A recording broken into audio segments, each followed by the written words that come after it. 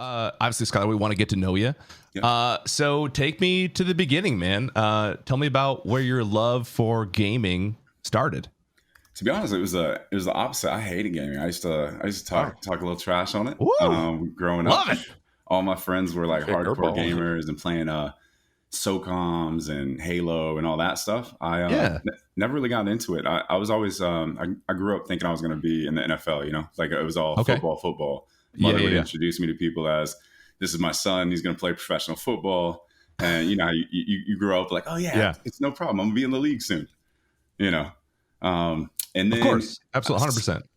I went to junior college in Minnesota because I thought I could get grades up and really try to perform. And I had some offers coming out of high school, but openly I had like a 2.7, 2.8, and it just wasn't really looking. It was looking bleak.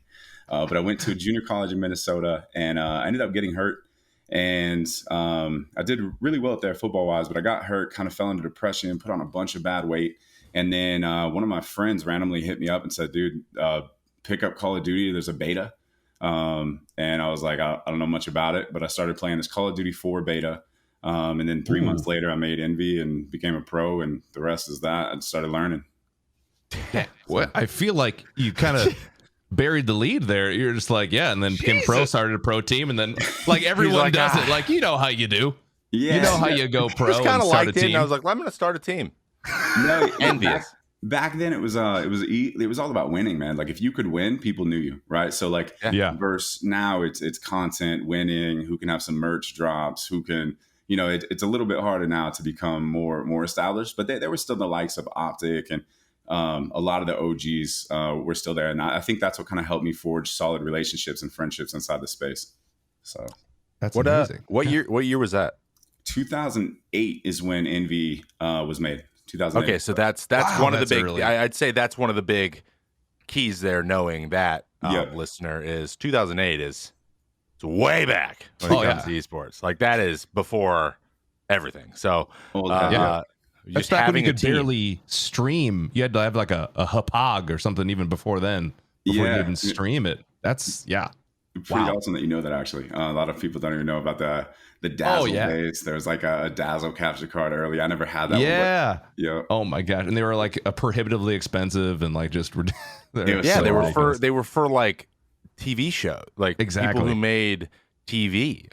Like freaking HDMI wasn't even really being used full, like it wasn't being used for everything like it is. It's like our Xbox was still using the red and the yellow. Like and in order to get your mic to work, you had to like go in through that like little box that was attached to your TV, and in order just so you could talk into your mic to people. It wasn't just plug it into the headphones. That didn't work. You had to like it was tragic back then. Yeah, it was a nightmare. Most of the recording that we did really came when the HPOG came out, just because we thought we had like the best quality, so we would like try to put it up real quick and get like 3 views and whatever. You know what I mean? Nobody really cared. But so I actually you mentioned something kind of briefly, but you're just like, no one really knew who you were unless you're winning. We had Hex on here, obviously, who started Optic, and he actually had a very kind of different thing. He was kind of like, we weren't great, but we advertised like crazy, so people just knew who we were. And I remember telling him, I remember thinking you guys were good just because I saw your logo so much, or I saw you around.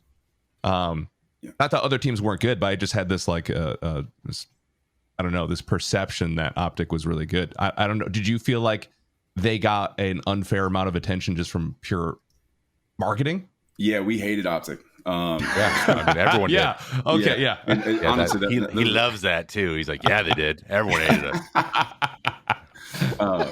Really good friends now, but like back then, we kind of got pissed because a lot of like we started as a competitive team. We were one of the OGs as just competitive, right? So Optic started the other way. They were sniping, doing like machinima montages and all this crazy spinny stuff, and none of us really had respect for that, just because it wasn't really what we were doing. We thought like, hey, we're the best at the game, right? And then I guess that's such a subjective thing now, but like the form of our being best at it was like within pro rules, a pro like hemisphere, just like that whole thing of just kind of like owning, hey, we're going to get you in a spawn trap, right? We're going to block the spawns. We're going to do things like that.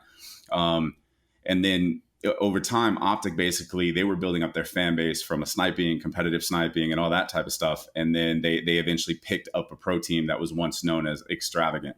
And that's what started the Optic run. A lot of people, I'm not sure if they know that, but that was Extravagant transitioned into what would have been Big T, Rambo, that early on squad of what is Optic. Wow. I did not. What was that team called? Extravagant. You can look it up. They competed in the 2008 national championship, actually 2009 national championship in Vegas. And that was against, we actually got second and lost to them. So. Jeez. Oh, it's all coming together. This early prehistoric. Which is that's actually very, but then now that's super common, right? Like the teams are getting picked up left, right, and center and moving organizations and just trying to get the best opportunity to play in as much because there's so much more to do now. And it's really hard to get honestly, the resources and a little bit of the foot in the door to be considered the best team in the world. I know that just kind of an anecdote on the side, being kind of really into the beginning of the Overwatch League and how it all came together, like everyone was trying to get the best Korean players, and there was a huge thing about Korean players, some Korean groups of like 2, 3, 4 players wanting to stay together. So like it was really hard, right, to like make that much space in your team and then not have the entire team be Korean because of communication and the playing style and all this stuff. So it was this whole thing where they were like, these two guys are like the best ADSs or AD carries, but they need to be together because that's how they play. And then like, we only have a spot for one. So it was really interesting in that first season. But now like with the kind of expansion, basically they'll just expand and then they'll just get a whole team that's playing over there together and just bring everybody over and then just make adjustments. But yeah, going and acquiring teams and I've had a relationship with Luminosity over the years too, and that's something that Steve over there prides himself in is like being able to get really good groups of people, like building teams or at least being able to get them to come over and be like, hey, you guys want to be part of Luminosity, and that's definitely like became this works. We don't have to build this from scratch, right? Yeah, a method to compete, which is interesting, really interesting. It's one of those things where like a lot of people want to get into the games that they're just fans of or like have been fans of, and that to me is like the worst strategy that you can ever do, because it's just you can't compete with these guys that have been around for so long, right? So like I like to.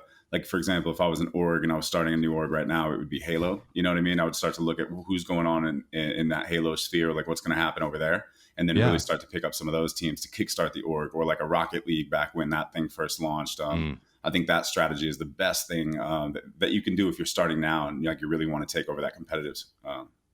Yeah, because you got to get lost in all the noise if you're starting a team for an already popular game. Like I mean, obviously, there's not really an esports. At least not to my knowledge of like Fortnite, for instance, but also starting like a COD team is like not really a great idea. That makes a lot of sense. Like an emerging game. Yeah. You'd want to say might have a scene. Yeah. Like the people did with Apex. And actually it was the craze for a long time. Everyone's hoping everyone would just go the Epic route and be like, hey, will you guys put $20 million into your prize pools this year, please? So that we can just absolutely, just make tons and tons and tons of money without winning like 100 tournaments. That'd be really nice. But then EA was like, but no, we want the money. So no. Actually, we're losing money on the game being free. So if you could just buy loot boxes, thanks. That'd be helpful. There's a lot of fairy tale prize points getting thrown around that I'm so vocal about just being anti. Like I disagree with how can you have a league like Activision? Don't get me wrong, I love Activision. I actually work with them. But like $25 million prize tag to get into a league, that's just absurd to me, right? Where did that number come from? Franchising number. It's like fairly arbitrary. It seemed like it was pulled out of thin air. Like what is this like based off of what it costs to start an NBA team or like what? It actually just seems ridiculous. It's genuinely based on like they floated it, and several of the groups that were, I mean, there's very large, hedge funds and stuff involved now. Then they were just like, yeah, we could do that. They're like, all right, that's our number. Like literally. Like some of the big ones were like, yeah, so they're like, oh, wait, we have 6 teams. Can we convince 2 more teams to do it? And then now we have our money. And obviously having the most money, having as much money as possible to kickstart the league, like get it going and have it like done really, really well is always good. But like, again, in order to make that money back in this kind of a lot of, remember there still is lots of question marks like, okay, how do we then monetize this thing? Because there is no such thing as a TV deal for esports, because esports is beyond TV now. Like, so true. There's no way you're gonna go and like a professional sport does and sign a $1 billion broadcast 4-year broadcast deal. That's just not gonna happen. It's just not, because the people who watch video games don't watch TV, and they're already somewhere where they can watch everything they want for free. Why would they go back? That's fair. True. Yeah, that's a good point. And unless they're a sports person, then they watch TV. Yeah, and then they watch TV, but they're not watching esports. Like, they would watch it if it's online, but or on. But it's not like I'm gonna go to this channel to watch this event. Like, the only reason sports are still there is because they've been there for so long, and that's where people default to. But as soon as that switches, like as soon as the NFL's like, and 60% of the games are on Twitch, TV's dead. They're already on Twitter and Twitch already. Like they are. You're right, and they're trying to figure out. They're trying to do this. Like, I wish the MLB would do it, but they're trying to make that transition early. And just like at least get the data. Like, how can we turn this into lucrative the same way that it's lucrative the other way? Well said. So it's super interesting. Dang, Trev, you should own an org. Really, please. I don't have the time.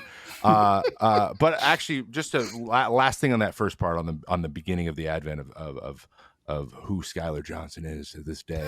What was your screen name when you played? Oh man, it was FoRePLayy. But it was just FoRePLayy Envy.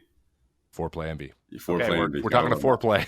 Gotta love that, bro. I was gonna put that as my guest name here. Oh, that'd have been great.